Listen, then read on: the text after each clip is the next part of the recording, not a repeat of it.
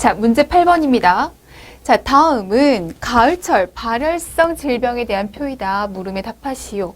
가을철 발열성 질병 세 가지를 묶어서 비교해서 나왔던 기출문제가 있었죠. 자, 우리도 그 유형으로 이 문제를 살펴보도록 할게요. 자, 기역, 니은, 디귿에 들어갈 감염병을 차례대로 쓰시오. 특징을 비교해보고 가을철 발열성 질병으로 대표할 수 있는 감염병의 명칭 한번 써보자고요. 숙주가 쥐예요. 쥐가 숙주가 되면서 가을철 발열성 질병을 나타내요.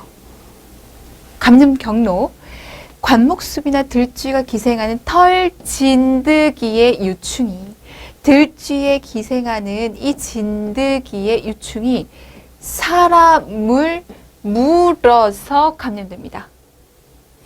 쥐에 진드기가 사람을 물어서 감염되는 거예요.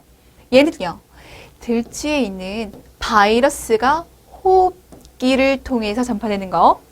얘는요, 감염된 동물의 소변으로 배출된 균이 점막이나 상처를 통해서 전염되는 거.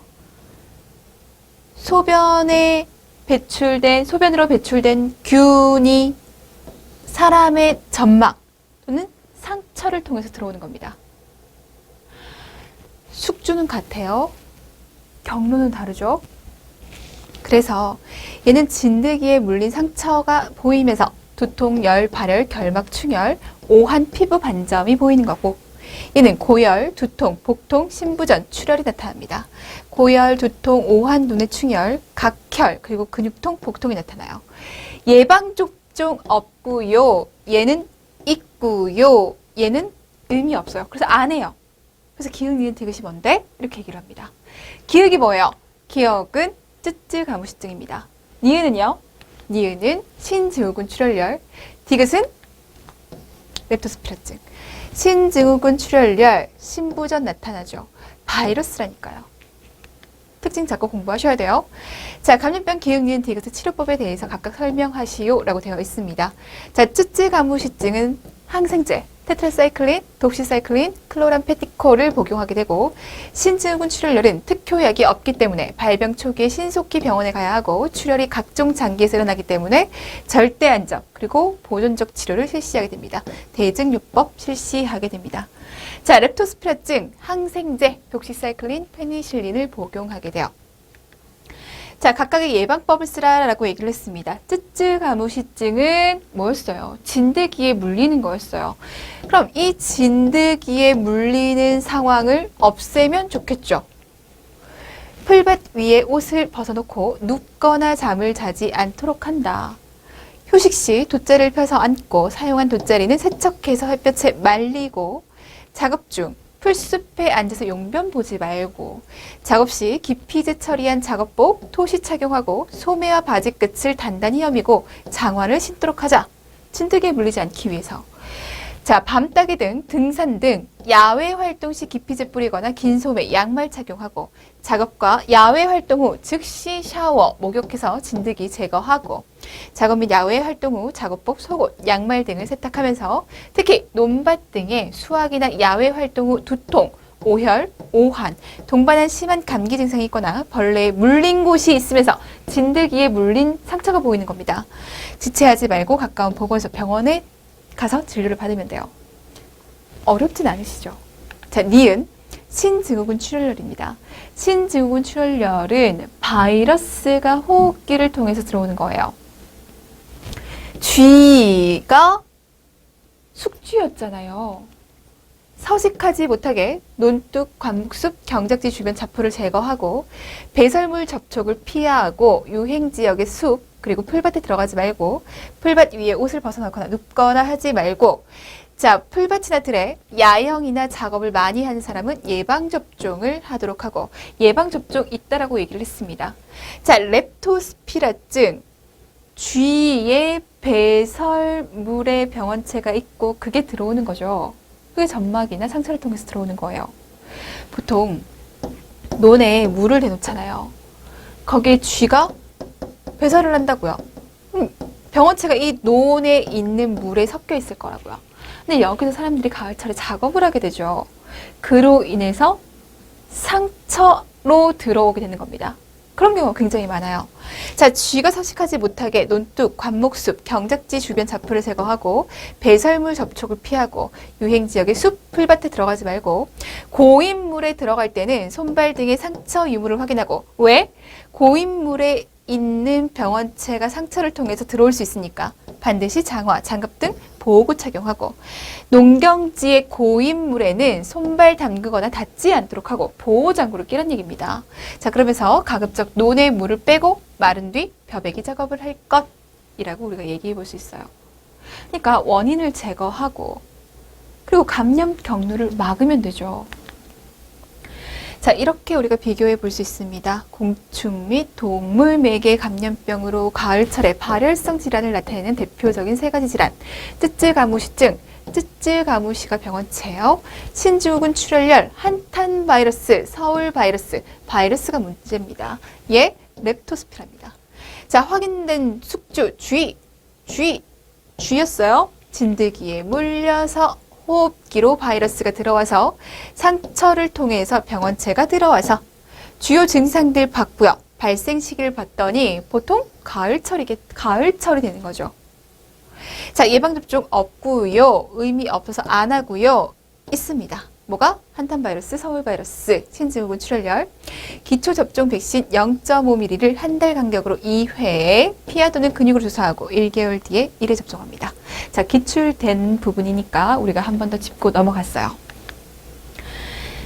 챕터 5번째. 자, 마지막 챕터입니다. 우리 여기에서 뭘 얘기할 거냐면 만성질환의 역학과 관리에 대해서 볼 겁니다. 자, 만성질환의 관리 1차, 2차, 3차 예방에 대해서 볼 거고 그와 함께 우리 여기에서 집단검진에 대한 얘기를 할 거예요. 집단검진이 뭐야? 그 의미부터 해가지고 목적들 보고요. 집단검진을 한다는 거는 도구를 통해서 검진을 할 거 아니에요. 집단검진을 하는 도구에 대해서 이 도구, 그러니까 집단검진하는 그 검사, 이 검사의 정확성을 판단하는 것들에 대해서 얘기를 하셔야 돼요.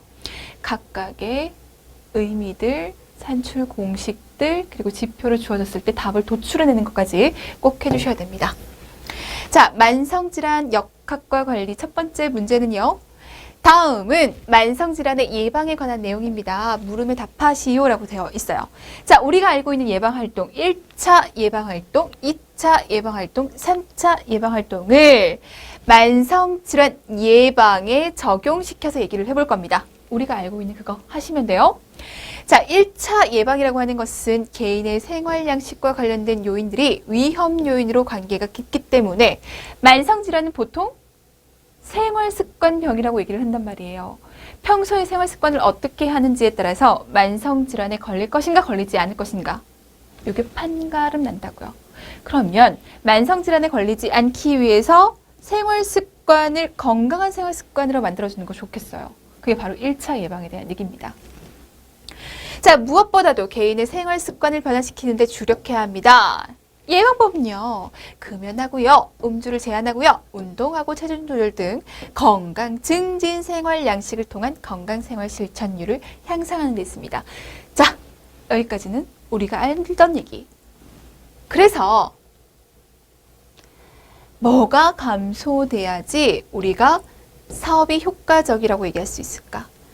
사업이 효과적이라는 것을 측정하려고 해요. 사업의 효과, 1차 예방 활동이 목표를 달성했는지 달성하지 못했는지를 확인할 거예요. 그럼 목표를 달성했는지 달성하지 못했는지를 관찰 가능하고 측정 가능해야 될 거 아니에요. 뭘 통해서 우리가 측정해 볼 수 있을까요? 질병에 걸리지 않도록 하는 겁니다. 그러면 1차 예방 활동을 통해서 질병에 걸리는, 새롭게 질병에 걸리는 인구수가 감소해야겠죠.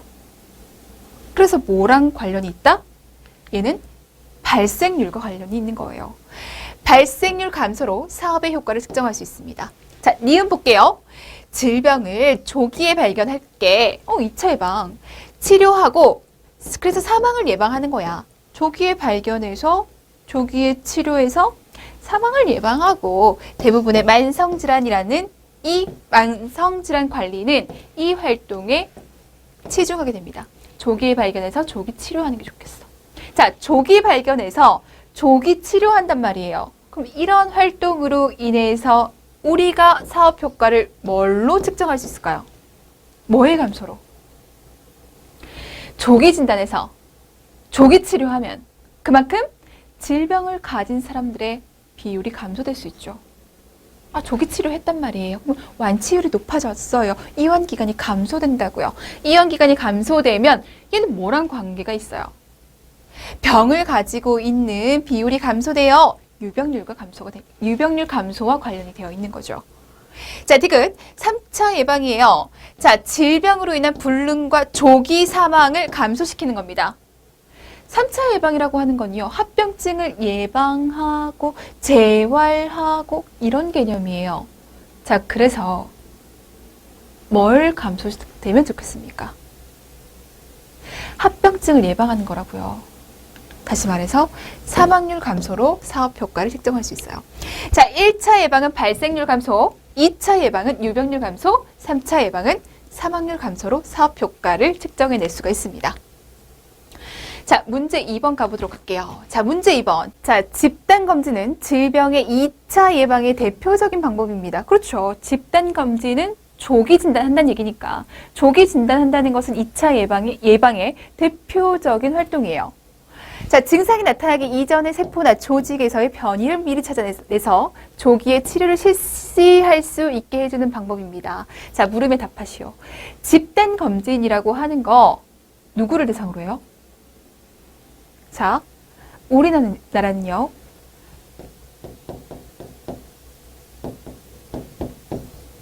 전 국민을 대상으로 해서 일정 나이가 되면 주기적으로 국가 암 검진 시켜줍니다. 이 암 검진, 국가 암 검진, 전 국민을 대상으로 해서 암에 걸렸을 수도 있겠다라고 하는 스크리닝 검사예요. 이게 확진 검사 아니에요. 스크리닝 검사예요. 전 국민이라고 하는 얘기는 건강한 사람, 증상이 없어도 다 한다고요.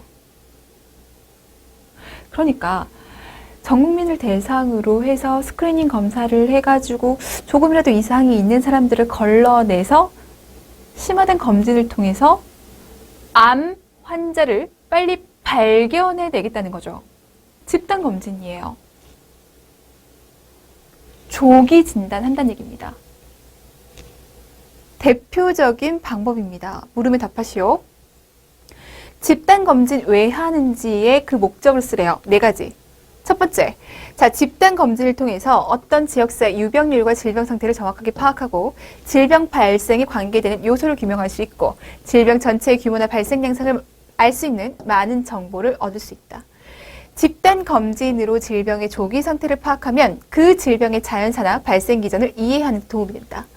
집단 검진의 가장 중요한 목적은 조기 진단이라고 할 수 있습니다. 나 전혀 증상이 없었고 잘 몰랐는데 이런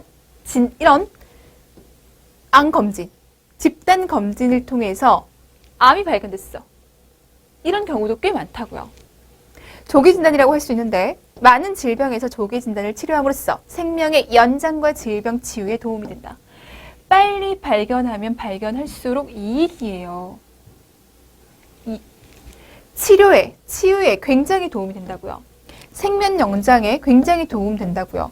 국민 의료비 감소에 굉장히 도움 된다고요.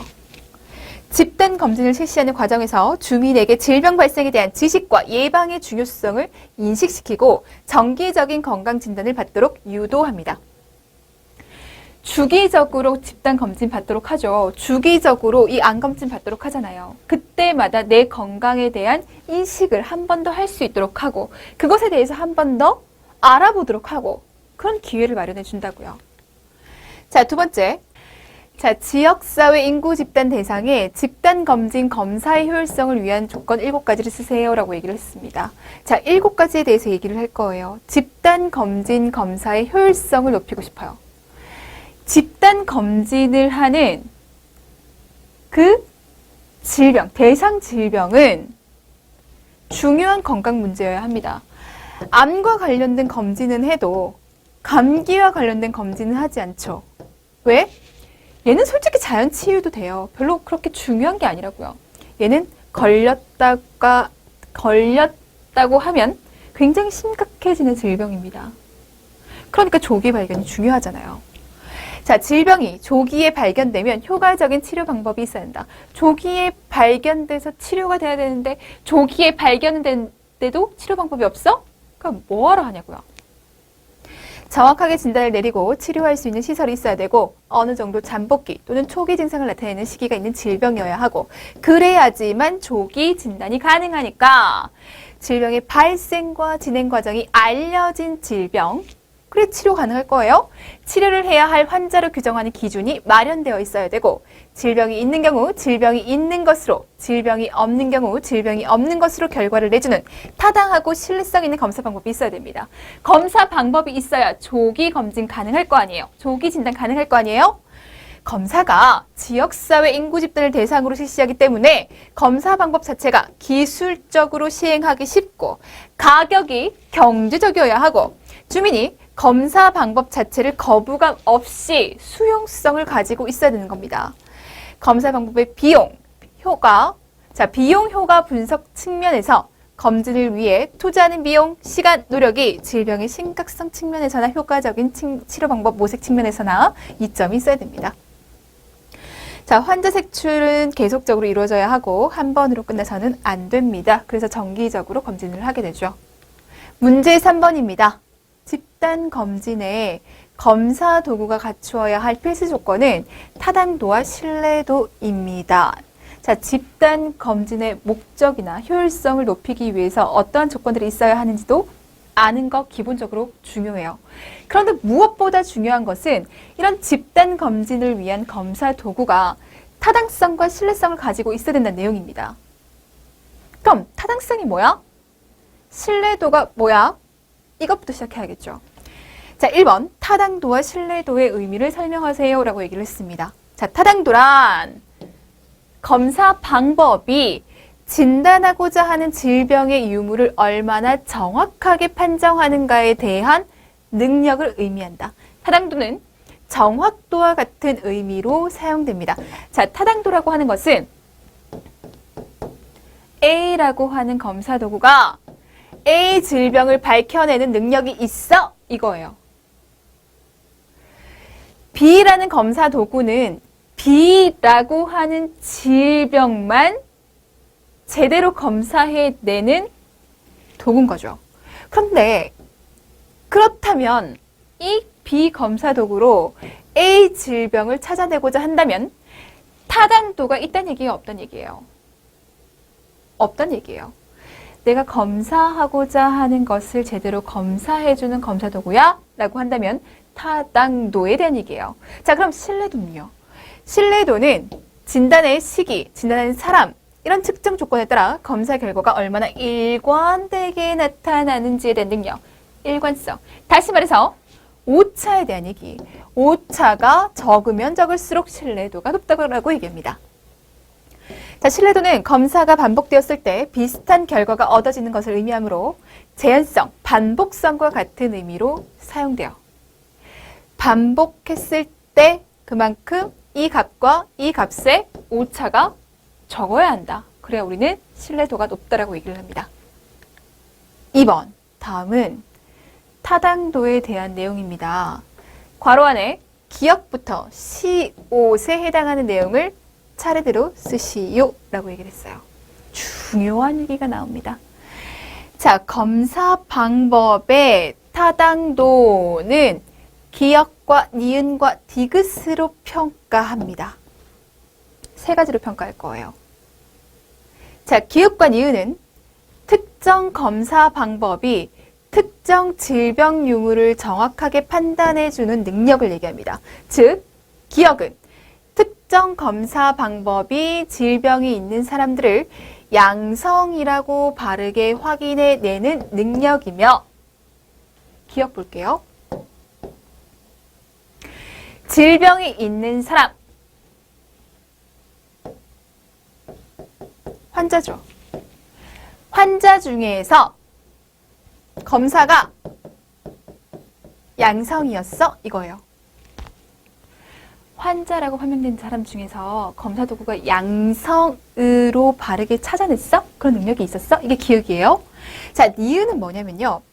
건강한 사람을 음성으로 찾아내는 능력이 있어? 건강한 사람들, 이 건강한 사람들 중에서 제대로 이 검사 도구가 음성이라고 얘기를 해줬어? 이거예요. 그래서 기억과 니은은 사람을 기준으로 생각할 거예요. 사람을 기준으로 해서 환자들 중에서 이 검사 도구가 양성이라고 제대로 판명해낸 사람들이 많으면 많을수록 이 기억값이 올라가는 겁니다. 건강한 사람들 중에서 얘가 음성이라고 나와야 하는 거잖아요. 그러니까 음성이어야 건강한 거잖아요. 그러니까 건강한 사람들 전체 중에서 음성이라고 나왔어야 하는 이 비율이 높으면 높을수록 니은이 높은 거예요. 기억을 뭐라고 해요? 민감도라고 얘기해요. 니은을 뭐라고 해요? 특이도라고 해요. 자, 그러면 검사 방법의 타당도를 결정하는 거, 타당도를 평가하는 거, 민감도, 특이도, 나머지 하나는 뭐예요? 예측도입니다. 자, 검사의 타당도는 민감도, 특이도, 예측도로 평가합니다. 민감도와 특이도는 특정 검사 방법이 특정 질병의 유무를 정확하게 판단해 주는가. 이 검사가 질병의 유무를 정확하게 판단해줘? 다시 말해서 민감도는 이 검사가 질병이 있는 사람을 양성으로 확인해내는 능력이 있어? 환자들 중에서 환자는 양성으로 얘기를 해야 되잖아요. 그럼 양성이라고 실제적으로 얘기한 비율이 얼마나 돼? 환자 중에서 양성이라고 얘기한 그 비율이 얼마나 돼? 이걸 얘기하는 거예요. 민감도. 자, 특이도는 건강한 사람을 음성으로 바르게 찾아내는 능력. 그래서 건강한 사람들 중에서 음성이라고 나온 이 비율이 많으면 많을수록 특이도는 높은 겁니다. 자, 민감도와 특이도 외에 타당도를 보여주는 지표로 리을과 미음이 있는데, 자, 리을은 질병이 있는 사람이 검사 결과 음성일 확률이에요. 아니, 질병이 있는 사람이라면서요. 근데 검사 결과에는 그럼 양성이라고 나와야 되는데 이게 음성으로 나온 얘기예요. 질병이 있는 사람이 검사 결과 음성일 확률을 우리는 위음성률이라고 얘기를 해요. 가짜로 음성이다 이 얘기예요. 자, 미음. 질병이 없는 사람이, 건강한 사람이 검사 결과 음성이 나와야 함에도 불구하고 양성이 나왔어요. 가짜로 양성이 나온 거죠. 이것을 위양성률이라고 합니다. 자, 그래서 위음성률은 질병이 있는 사람이 검사 결과 음성일 확률이고, 위양성률은 질병이 없는 사람이 검사 결과 양성일 확률을 얘기합니다. 자, 디귿은 예측도는 이제 예측도에 대해서 얘기를 할 거예요. 검사 결과가 양성인 사람들 중에서 질환이 있는 사람의 비율인 양성 예측도와 검사 결과 음성인 사람들 중에서 중에서 건강한 사람의 비율인 음성 예측도로 구분되며 검사 방법의 예측 능력을 얘기합니다. 자, 지금 예측도에 대한 얘기를 했죠. 민감도, 특이도는 환자 중에서 양성인 비율, 얘는요, 건강한 사람들 중에서 음성인 비율이에요. 예측도는 반대로 검사 결과가 주가 돼요. 얘가 기준이 된다고요. 얘가 음성으로 나왔는데 있잖아. 실제로 건강한 사람들은 얼마나 돼? 양성으로 나왔거든. 근데 실제적으로 환자의 비율이 얼마가 돼? 이거예요. 음성으로 나왔어. 건강해. 얘를 음성 예측도. 양성으로 나왔어. 환자야. 양성 예측도예요. 그럼 음성인 이 결과에서 건강한 사람들이 많으면 많을수록 음성 예측도 높아질 수 있죠. 양성으로 나온 사람들 중에서 환자의 비율이 많으면 많을수록 양성 예측도는 올라갈 수 있어요. 가짜로 음성 나온 거, 가짜로 양성 나온 거, 이거 적으면 적을수록 좋은 거죠. 이 개념을 이해하셔야 됩니다. 자, 2-2번입니다. 자궁경부암 진단을 위한 세포진 검사의 정확도를 구하기 위해서 세포진 검사와 생검을 실시했대요. 정확도를 확인할 수 있는 지표 3가지의 산출 공식을 쓰고 각각의 값을 구하시오 라고 되어 있습니다. 자, 생검에 의한 확진 검사, 그리고 팝스미어 검사. 이 검사 도구의 정확도를 보고 싶어요. 자, 정확도를 파악하기 위한 지표는 총 3가지. 민감도, 특이도, 그리고 예측도. 예측도에는 양성 예측도가 있고 음성 예측도가 있다라고 얘기했어요. 민감도, 특이도는 뭘 기준으로 한다? 사람을 기준으로 한다. 자, 예측도, 양성 예측도, 음성 예측도는 검사 도구를 기준으로 한다. 검사 도구. 민감도는 사람이 양성이에요. 그러니까 환자를 기준으로 하는 거고, 특이도는 사람이 음성입니다. 그러니까 건강한 사람을 기준으로 합니다. 양성 예측도는 검사 도구에서 양성, 음성 예측도는 검사 도구에서 음성을 기준으로 할 거예요. 자, 그럼 이렇게 볼게요. 자궁경부암 환자예요. 근데 양성이 나왔단 말이야. 그럼 얘를 우리가 진양성이라고 얘기해 볼 수가 있죠. 양성임에도 자, 건강한 사람이에요. 건강한 사람인데 양성이 나왔단 말이에요. 그렇다면 얘는 가양성이 될 수 있어요. 환자임에도 불구하고 음성이 나왔단 말이에요. 그럼 얘는 가짜 음성입니다. 가음성. 건강한 사람을 음성이라고 얘기를 했어요. 그럼 얘는 진음성이 되겠죠. 이걸 가지고 한번 파악해 보자고요. 자, 민감도는 사람을 기준으로 해. 그리고 환자를 기준으로 해. 그러면 진양성 더하기 가음성분의 진양성이 됩니다. 특이도는 건강한 사람을 기준으로 할 거예요. 가양성 더하기 진음성분의 진음성이 됩니다. 양성 예측도 진양성 더하기 가양성분의 진양성이 되죠. 음성 예측도 가음성 더하기 진음성분의 진음성이 돼요. 자, 그러면 민감도가 높으려면 진양성이 높아야겠죠. 비례라고 생각하시면 되니까요. 자, 특이도는요. 진음성이 높아야 특이도가 올라갑니다. 양성 예측도는 진양성이 올라가야 진양성이 올라가야 양성 예측도도 올라가고 진음성이 높아야 음성 예측도도 높습니다. 이렇게 개념 정리 한번 해주세요. 자, 그래서 구해보자고요. 201분의 189 특이도 568분의 496 그죠? 양성 예측도 261분의 189 음성 예측도 508분의 496 이렇게 하면 돼요. 계산을 해봤더니 94, 87.3, 72.4, 97.6이 나왔습니다. 아, 이 팝스미어 검사는 음성 예측도가 굉장히 높은 검사구나 라고 결론 내릴 수도 있어요. 정확도는 이 3가지를 가지고 우리가 얘기해 볼 수 있다. 이걸 꼭 기억하셔야 됩니다. 자, 2-3입니다. 괄호 안에 해당하는 내용을 차례대로 쓰고 그 이유를 제시하시오 라고 되어 있어요. 고혈압의 진단 기준이 현행 140에 90인데 이보다 낮췄어. 그랬을 때 민감도와 특이도는 어떻게 변해? 공복 시 당 수치의 정상 범위를 126 미만에서 136 미만으로 높였을 때 민감도는 어떻게 되고 특이도는 어떻게 돼? 신뢰도를 높이기 위해서 필수적으로 검토해야 할 3가지 측면은 뭐가 있어? 차례대로 쓰래요. 한번 해봅시다. 자, 고혈압의 진단 기준을 140에 90에서 낮췄습니다. 그럼 어떻게 될 것인가? 민감도 특이도의 그 개념을 확실하게 알고 계셔야 문제를 해결해낼 수가 있어요. 자, 민감도라고 하는 거, 특이도라고 하는 거 이렇게 얘기해 볼 수가 있죠. 민감도 특이도는 사람을 기준으로 할 거예요. 그래서 질병이 있는 사람 중에 검사 결과가 양성인 것을 민감도라고 얘기를 하잖아요.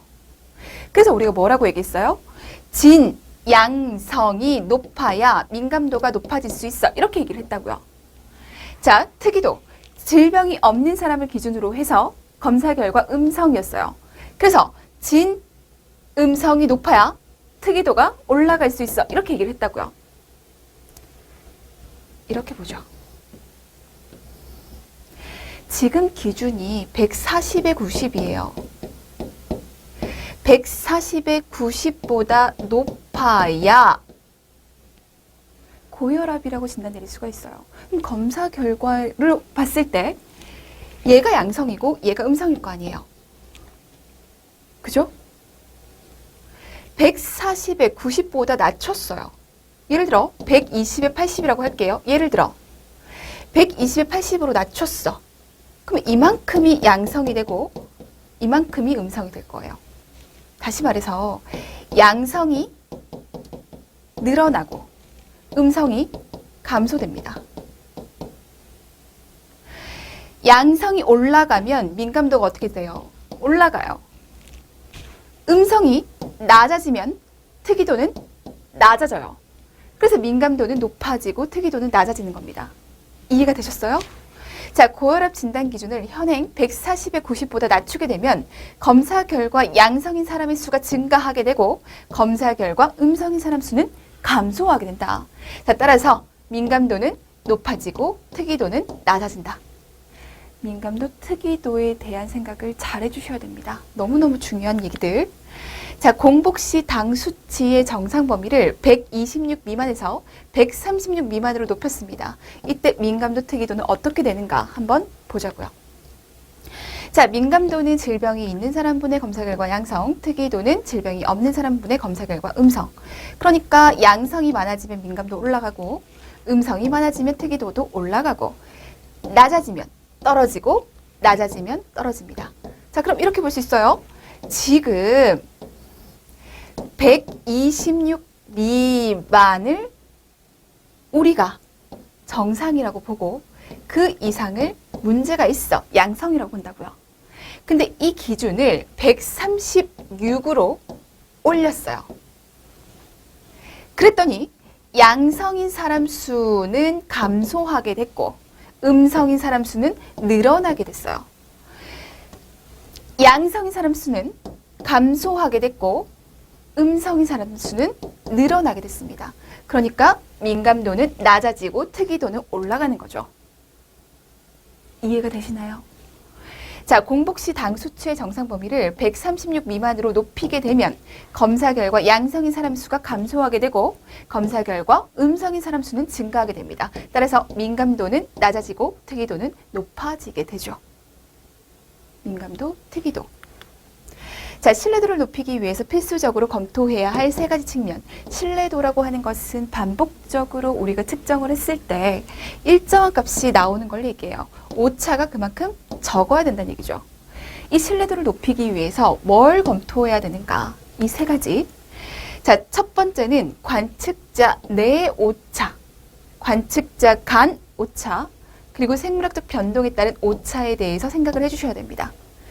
관측자 내 오차라는 것은 동일인이 동일 대상을 여러 번 반복해서 측정했을 때 동일치를 얻는 확률로 측정 도구 자체에 잘못이 있거나 측정자의 기술적인 오차가 있을 경우에 발생할 수 있다.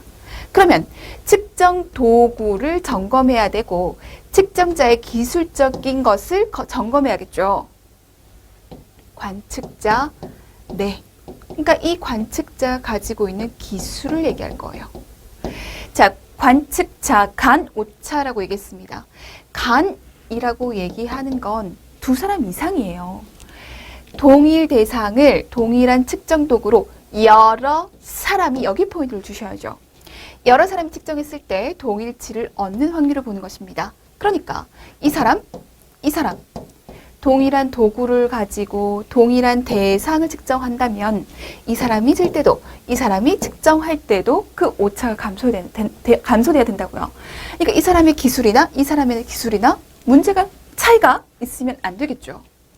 관측자 간 기술적 차이가 있을 경우에 발생할 수 있다. 자, 생물학적 변동에 따른 오차. 예를 들면 혈압은 피 측정자의 시간이나 자세나 기분 등에 따라 달라질 수 있음을 고려해서 측정해야 된다. 대상이 생물학적으로 변동됨에 따라서 결과에 오차가 생길 수 있다. 그것까지 우리가 한번 점검해보고 생각해봐야 한다라고 하는 겁니다. 자, 신뢰도를 높이기 위한 세 가지 측면. 관측자 내에서, 그리고 관측자 간에서, 그리고 대상자의 생물학적 변동에 따라서 오차가 생길 수 있으니 점검해야 한다.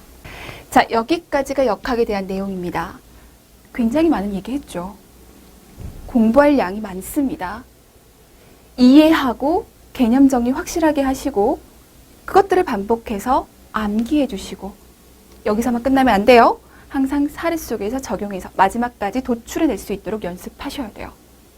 공부할 내용 굉장히 많은 거 이해합니다. 하지만 너무너무 중요하고 항상 시대적인 반영을 타고 있는 이런 우리의 시험 문제 속에서 이 부분은 앞으로도 계속 중요할 거예요. 정리 잘 하시고 다음 시간에 뵙도록 하겠습니다. 수고하셨습니다.